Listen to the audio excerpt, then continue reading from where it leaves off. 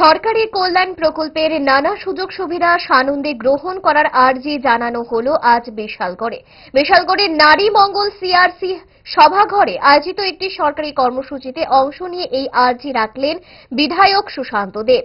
শ্রম দপ্তরের নির্মাণ শ্রমিক কল্যাণ প্রকল্পের অধীন নাম নিবন্ধীকরণ এবং নবীকরণ নিয়ে এক অনুষ্ঠানের আয়োজন করা হয় ওই সভাঘরে। সভায় উপস্থিত ছিলেন বিধায়ক সুশান্ত দেব। বিধায়ক ছাড়াও কর্মসূচিতে উপস্থিত ছিলেন পুর চেয়ারম্যান অঞ্জন পুরকায়স্থ, পঞ্চায়েত সমিতির চেয়ারপারসন অতসী দাস সহ অন্যান্য অতিথিরা। এখন সরকার আপনাদের ঘরে আপনাদের সুযোগ সুবিধা পৌঁছে দেওয়ার চেষ্টা করছে।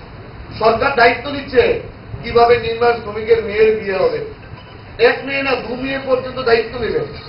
সরকার দায়িত্ব নিচ্ছে মৃত্যুর পরে কিভাবে ফেসিলিটিস দেওয়া হবে।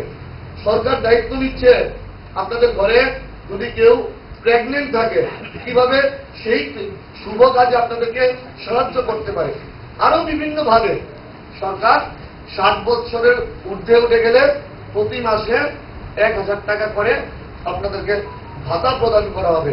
সত্যি অত্যন্ত সুন্দর প্রকল্প। এই প্রকল্প আপনারা সবাই উপকৃত হন, এইটা আমরা চাই।